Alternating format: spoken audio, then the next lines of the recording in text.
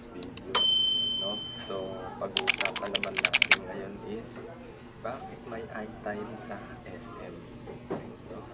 So, yun nga ang pag-uusapan natin dito is yung bakit may iTime sa SM, bakit ganun na mahirap makapasok kung may iTime ka sa SM, lalo kung active pa ito sa iyong company na iyong napasukan, kung active pa ito or hindi pa nakakat sa store na kung saan ka naka-assign at sa company na designated ka or designated ka pa sa sa company tapos naka-exist pa dun sa store na iyong pinanggalingan yung item, no? So, paano ba makakat yung guys? Paano ka makakat yung item? Isa lang yan no? Magre-request ka sa sa iyong company na ipakat yung yung item mo, no, para yung company mismo sila ang magre-request sa SM at mag-i-email doon sa SM na na ikat yung item mo para makapag-apply ka sa ibang company, no.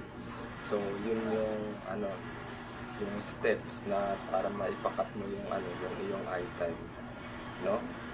So kapag kasi pag mag-a-apply tayo sa ibang company, sa ibang sa ibang branch ng SM at nag-intro tayo doon, nag-apply ka sa ibang company at nag-intro ka sa doon guys sa ibang branch ng SM. So hindi ka po makakapag-intro lalo na pag pag existing yung item mo, kailangan ma-clear mo muna yun sa company mo tsaka sa at dun sa ma-clear mo muna yun sa company at sa SM, no?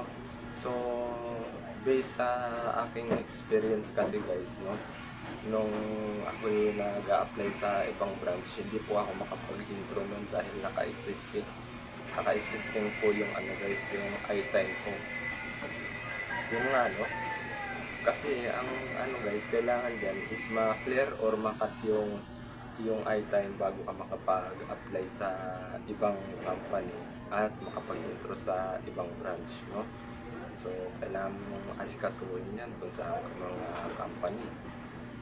Kasi, yun ang mahirap magpakat ng item. Isang napakalaking yun guys, isang malaking abala sa atin yan, no?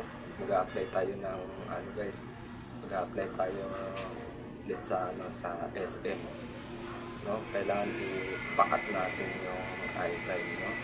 So sa pag naman kasi sa validation kasi ng guys, sa validation ng item, sa verification ng item kasi guys is yung i-input lang natin naman doon is yung ating mga SSS number guys, no. So dito naka-input yung SSS number sa guys, sa item, no.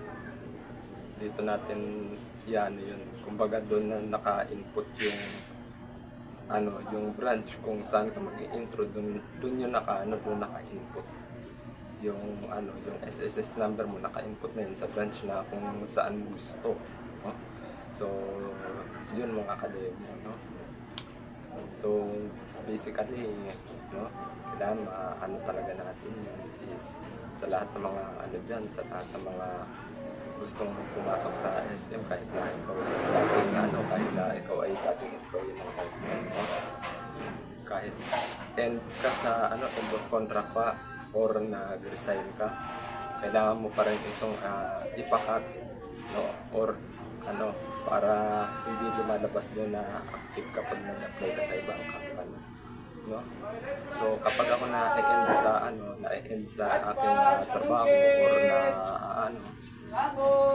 kapag na-end sa aking trabaho at nagre-resign, so pinapakat ko po talaga kasi baka sakaling mag-apply ulit ako sa ibang mga branch ng guys, ng mga SM store, no, ng mga SM department store, is kailangan talaga ma-cut yung item na yun. So ngayon nga kasi guys, no, ngayon nakapag-intro na ako sa branch na gusto ko sa SM department store sa guys, sa Cubao. So ngayon lang ulit ma-active yung aking guys, yung iTime, no.